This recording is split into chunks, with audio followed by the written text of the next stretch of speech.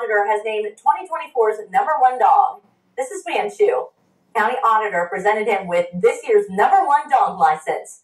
Now, Manchu, he also earned the title in 2022. His owner said he loves to greet human and animal visitors at his family's horse farm. The auditor's office says the yearly event is a good reminder to get your dog's license. The deadline to renew the license is January 31st. The fee for spayed and neutered dogs is $20. The fee is $24 for unaltered dogs.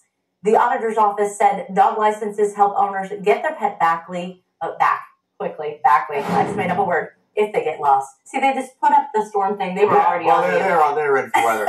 Backley sounded like it could be a dog name, like Bagley. I've heard that as a dog name before. Well, I think you can almost call it. Some people just call it dog. You know what?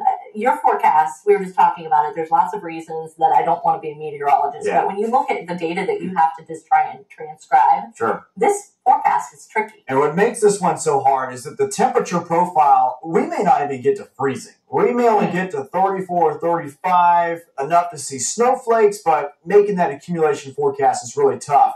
Let's dive into the forecast. So let's talk about what we have a lot of confidence on and what we still need to improve the forecast on. We have high confidence that the second half of your Saturday is going to be wet. If you've got plans on Saturday, move them to Saturday morning, because Saturday evening, it looks like a total loss out there. We get to Sunday, though, it looks like it's going to be cold enough for snow, but how much of that and for how long are we going to see? Still some question marks there, so medium confidence. But we have the lowest amount of confidence on the actual accumulation numbers. Forecast models are still all over the place just because each one comes in a degree or two different from the other, and it's putting out different snowfall totals. Let's go through how things look right now. Out there in Dayton, no weather worries tonight. We've got cloudy skies, some fog starting to develop, and that'll be the only real concern through the night. Temperature's not bad at all. Upper 30s, lower 40s. We're at 43 here in Dayton. Overnight tonight, down to about 40 degrees. Areas of fog with some dense fog across the north,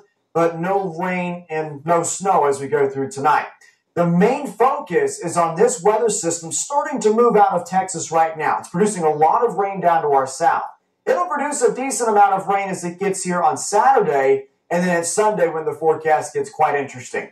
Here's Futurecast Saturday morning. Gloomy out there, just like we've seen for the last several days. Temperatures again, upper 30s, lower 40s. You see, we're dry through the first half of the day, and then mid to late afternoon, and past that, we've got a lot of rain coming through. Early Sunday morning, colder air starts to wrap in with this system, and it starts to change our precipitation over to snow. Looks like the best chance of seeing that early in the day is going to be across the far northern and western portions of the Miami Valley. And then we all should see at least some flakes before it's all said and done by late Sunday morning. But look at these temperatures, above freezing. So that makes this forecast really, really tough when we're trying to figure out how much of that is actually going to stick. As of right now, the bottom line is this. The precipitation probably mixes with and changes to snow Sunday morning. Accumulations, possible, mainly on the grass. I think some areas could see a slushy accumulation of 1 to 2 inches, especially north and northwest. But we've still got some work to do in that part of the forecast. And if we see the forecast temperatures change 1 or 2 degrees, well, that can make a big difference in the outcome.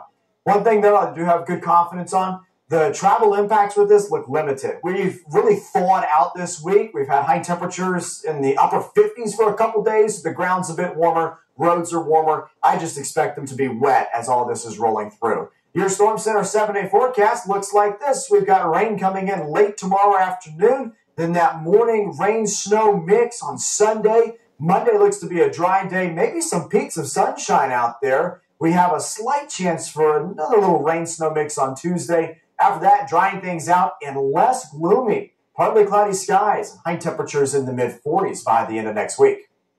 A backlog of hundreds of thousands of veteran records requests